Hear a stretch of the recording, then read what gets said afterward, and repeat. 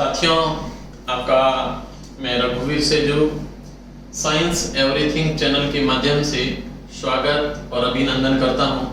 आप लोगों का इतना स्नेह अफेक्शन मिल रहा है कि आपने इस चैनल को बहुत अच्छे से अफेक्शन दिया है।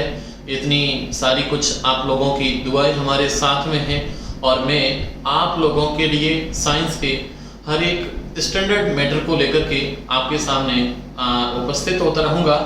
और अभी जो पिछला कुछ कंटेंट अभी आप लोगों के सामने मैंने शेयर किया था, उसमें साइंस के कुछ जिसमें फिजिक्स के टॉपिक थे, जिसमें प्रकाश से रिलेटेड, विद्युत से रिलेटेड या फिजिक्स के टॉपिक जो परीक्षाओं में ज़्यादातर पूछे जाते हैं, उन ज़्यादातर पूछे जाने वाले टॉपिक्स के अंदर जो अपन डिस्कशन करते हैं उसके अंदर गति के कुछ नियम, गुरुत्वाकर्षण की कुछ जो चीजें रहती है, जैसे केपलर का नियम रहता है, या फिर लिफ्ट में जो गति रहती है, या फिर ग्रहों की परिक्रमाओं का कुछ काल रहता है, या फिर चंद्रमा के ऊपर जो गुरुत्वाकर्षण का कुछ अफेक्शन और अट्रैक्शन रहता है, उन चीजों के बारे में भी अपन चर्चा कर रहे थे।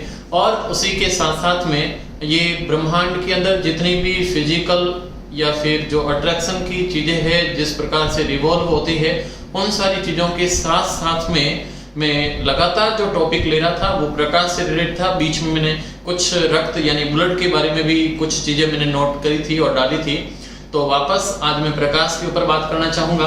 पिछली जो क्लास भी थी उसके अंदर अपन ने रक्त के प्रकाश जो था उस टॉपिक के ऊपर कुछ टॉपिक्स में अपन ने अच्छी तरह से कुछ चर्चाएं की थी, जिसमें प्रकाश की तरंगों के बारे में। अच्छा, एक चीज मैं इंडिकेट करना चाहूंगा कि प्रकाश का जब टॉपिक परीक्षाओं के अंदर पूछा जाता है तो इसमें ये बात अच्छी तरह से पूछी जाती है कि प्रकाश की तरंगे यांत्रिक है या अयांत्रिक है, किस प्रकार की तरंगे हैं। आप भी मुझे कमेंट करके बताना प्रकाश की तरंगे किस प्रकार की तरंगे हैं। और उसके साथ में प्रकाश की तरंगों को ट्रेवल करने के लिए कोई किसी माध्यम की आवश्यकता नहीं होती है, और ऐसी तरंगे जिनको चलने के लिए कोई किसी माध्यम की आवश्यकता जब नहीं होती है तो उन तरंगों को अपन विद्युत चुंबकीय तरंग के नाम से जानते हैं। विद्युत चुंबकीय तरंगे ऐसी तरंगे होती है जिनको ट्रेवल करने के लिए कोई किसी माध्यम की आवश्यकता नहीं होती है। साथियों, प्रकाश की सर्वाधिक चाल निर्वात में होती है 3 × 10⁸ मीटर प्रति सेकंड। ये कुछ गरीब आंकड़े हो चुके हैं, जो पुराने हो चुके हैं, जो हर व्यक्ति को, हर स्टूडेंट को अच्छे से मालूम भी है, और ये नॉर्मली आंकड़े जो पता हो ही जाते हैं। तो आज अपन कुछ अच्छे टॉपिक्स पे चलते हैं, और आज अपन विशेष रूप से चर्चा करने वाले हैं वो सूर्य ग्रहण और चंद्र ग्रहण, इन पे भी चर्चा करेंगे। पिछली क्लास में भी अपन ने उस पे बात की थी, तो सूर्य ग्रहण, चंद्र ग्रहण पिछले मैंने कंटेंट के अंदर डाल रखा है ऑलरेडी, वहां से आप लोग देख ले। और आज अपन जो टॉपिक्स पे डिस्कशन करने वाले हैं वो टॉपिक अपने पास में रहेगा परावर्तन। परावर्तन का मतलब होता है रिफ्लेक्शन। रिफ्लेक्शन में बात करें अपन, जैसे सामने अगर कोई मिरर लगा हुआ है, कोई दर्पण लगा हुआ है, तो उस मिरर के अंदर अपन जाकर के जैसे ही सामने खड़े होते हैं तो दर्पण के अंदर अपना खुद का अंदर इमेज क्रिएट होता है, अंदर अपना एक प्रतिबिंब क्रिएट होता है। अपन जैसे है वैसे उसके अंदर एक इमेज क्रिएट होता है, अपना एक प्रतिबिंब क्रिएट होता है। तो परावर्तन की घटनाएं कैसी होती है, किस प्रकार से अपने को दिखाई देती है, तो इन टॉपिक्स के ऊपर लेकर के अपन चलते हैं।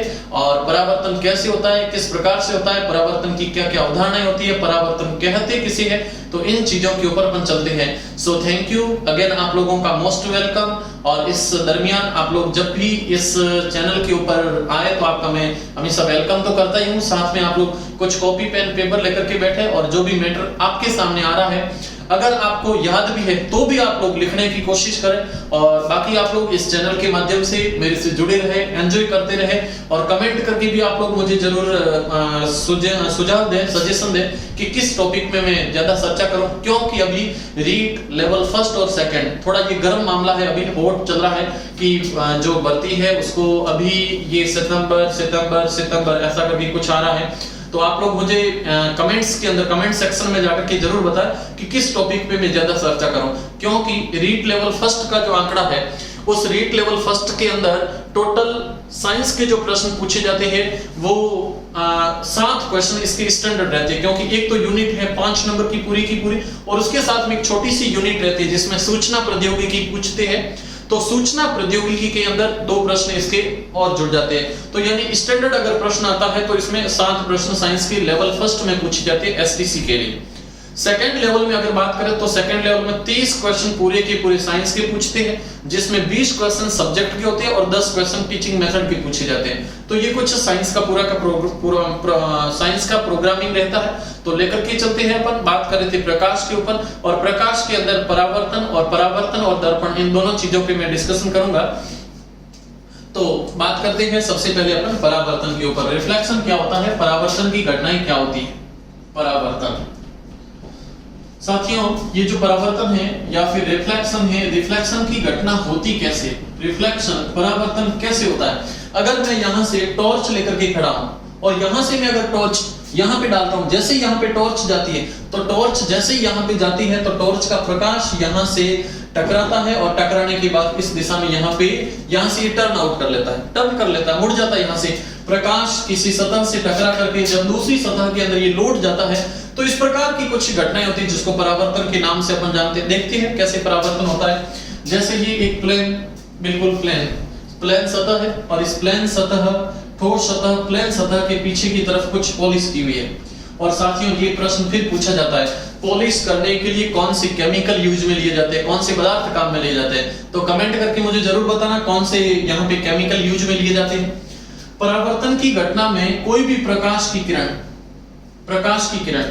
एक माध्यम से आती हुई किसी सतह से जब टकराती है तो टकराने के बाद ही प्रकाश की किरण सतह से टकराने के बाद दूसरी दिशा में उसी माध्यम में, डायरेक्शन देखो, इसकी दिशा थोड़ी सी चेंज हो गई है लेकिन माध्यम चेंज नहीं हुआ।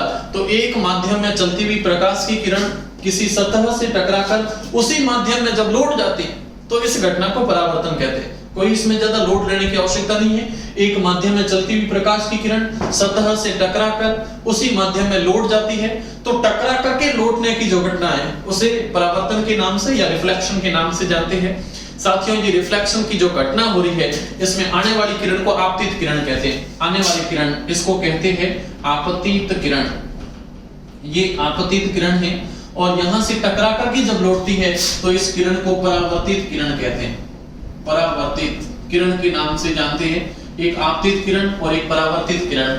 और इस प्लेन के सापेक्ष अगर यहां से मैं अभिलंब खींचूं तो ये रेखा यहां से जो खींची जाती है इस रेखा को यहां से अपन अभिलंब के नाम से जानते हैं। ये रेखा यहां पे हो जाती है अभिलंब, ये रेखा यहां पे अभिलंब है, ये रेखा यहां पे है अभिलंब। तो आपतित किरण, परावर्तित किरण और बीच में है अभिलंब। और इस अभिलंब और आपतित किरण के बीच में कोण बनता है I और यहाँ पे दूसरा कोण बनता है R। तो I और R का कोण बनता है। अब देखना इसमें प्रश्न कैसे पूछते हैं। प्रश्न पूछने के अंदर परावर्तन के नियमों पे अपन चलते हैं और नियमों के अंदर प्रश्न यूं पूछते हैं। पिछली बार एक प्रश्न पूछा था रीट लेवल सेकंड के अंदर, रीट लेवल सेकंड में जो पूछा था वो अपन दर्पण में लेकर के चलते हैं। और साथ में यहां से एक प्रश्न पूछा था। देखिए प्रश्न इस प्रकार से पूछते हैं, जैसे इस प्लेन के पीछे की तरफ पॉलिश है, पॉलिश किससे की हुई है साथियों, मेरे को कमेंट सेक्शन में जाकर के जरूर आंसर देना। पॉलिश किससे की जाती है, पॉलिश का मटेरियल क्या होता है। ये यहाँ पे अभिलंब है, ये प्रकाश की किरण आई है और ये जो कोण है बीच का, यहाँ पे ये कोण यहाँ पे है 30 डिग्री का। इमेजिन 30 डिग्री का कोण है, माना कि 30 डिग्री का कोण है। और यहां से जब प्रकाश की किरण लौटेगी तो प्रश्न आया था कि अभिलंब आपतित किरण 30 डिग्री पे आपतित होती है अभिलंब के सापेक्ष, न कि पृष्ठ के सापेक्ष, अभिलंब के सापेक्ष। तो परावर्तन के बाद सतह और परावर्तित किरण के बीच का कोण कितना होगा, ये कोण कितने का होगा, ये कोण साथियों जल्दी मुझे कमेंट सेक्शन में आंसर देना। जब ये 30 का है तो परावर्तन का नियम कहता है कि कोण I और कोण R ये हमेशा बराबर होते हैं। कोण I और R हमेशा बराबर होते हैं। तो ये 30 डिग्री का है तो यहां से भी ये कोण 30 डिग्री का बनता है, 30 डिग्री के बनते हैं। जब ये 30 डिग्री का है और यहां से ये टोटल कोण 90 का, यहां से ये टोटल कोण 90 का है, तो ये जब 30 का हो गया तो पीछे वाला कोण 60 डिग्री का हो गया। वेरी गुड, ये 60 डिग्री का हो जाता है। तो इस प्रकार से ये घटनाएं पूछी जाती है और ये घटनाओं के शायद अंदर वो कोण जो पूछा गया था वो 22 डिग्री का पूछा गया था। पिछले एग्जाम में 22 डिग्री का पूछा गया था। ये 22 है तो ये 22 होगा। बाकी आप 90 से 22 सब्सट्रैक्ट कर लोगे तो पीछे जो कोण होगा वो इस प्रकार का इस प्रश्न पूछा था। ये जो साथियों अभिलंब की घटना होती है, ये अभिलंब और इसमें परावर्तन दो प्रकार की होती है और परावर्तन की कुछ नियम भी रहते हैं, तो नियमों पे अपन पहले डिस्कशन करते हैं। परावर्तन के अंदर दो नियम पूछे जाते हैं, परावर्तन के दो नियम पूछते हैं और परावर्तन के जो नियम पूछे जाते हैं उसमें पहला पॉइंट ये कहता है कि इसमें आपतित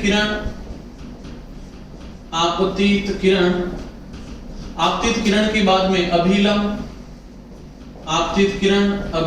और तीसरा है परावर्तित किरण। ये तीनों एक ही सतह में होते हैं। आपतित किरण, परावर्तित किरण और अभिलंब तीनों एक ही सतह में होते हैं, तीनों एक ही समतल में होते हैं। ये परावर्तन का पहला नियम कहता है, कोई हार्ड एंड फास्ट, कोई हार्ड नहीं है। और दूसरा नियम कहता है कि इस परावर्तन की घटना में आपतित और परावर्तित दोनों का जो कोण बन रहा है वो कोण हमेशा बराबर होता है। जितना इंटेंसिव है उतना ही यहाँ से रिफ्रैक्टिव बनता है, तो कोण I और R हमेशा बराबर रहते हैं। और तीसरा पॉइंट, इस प्रकाश की चाल में कोई अंतर नहीं होता। ध्यान रखना साथियों, प्रकाश की किरण आ रही है, परावर्तन के बाद में उसी स्पीड से चली जाती है, मतलब इसके जो वेलोसिटी है, जो इसका वेग है, उस वेग में कोई इंटरफेरेंस नहीं होता है। तो प्रकाश के वेग में और वेग के साथ में प्रकाश की आवृत्ति, प्रकाश की जो फ्रीक्वेंसी है उसमें कोई किसी प्रकार का चेंजमेंट नहीं होता है। साथियों, परावर्तन दो प्रकार का होता है, एक होता है नियमित परावर्तन और दूसरा होता है विसरित परावर्तन। परीक्षाओं में, कंपटीशन एग्जाम में इसकी कोई प्रश्न नहीं पूछे जाते हैं। नियमित अगर परावर्तन की बात करें तो समतल सतह होगी, समतल सतह के पीछे की तरफ पॉलिश की जाती है और पॉलिश करने के लिए किस पदार्थ का लेप किया जाता है, तो ये चीज मैं यहाँ दिखा देता हूँ। पॉलिश करने के लिए पहला पदार्थ लेते हैं Al2O3, जिसका नाम है एल्यूमिनियम ऑक्साइड। एल्यूमिनियम ऑक्साइड का लेप किया जाता है, एल्यूमिनियम ऑक्साइड का लेप करते हैं। दूसरा यहाँ पे जो लेप करते हैं वो है Hg, मर्क्यूरी का लेप करते हैं, मर्क्यूरी का लेप किया जाता है। और तीसरा लेप करने के लिए जो साथियों केमिकल काम में लेते हैं उसको कहते हैं AgNO3 का पूरा नाम है सिल्वर नाइट्रेट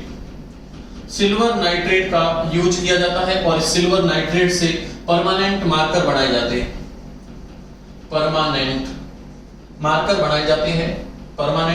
बनाते हैं और इसी सिल्वर नाइट्रेट को लूनर कास्टिक के नाम से जानते हैं, लूनर कास्टिक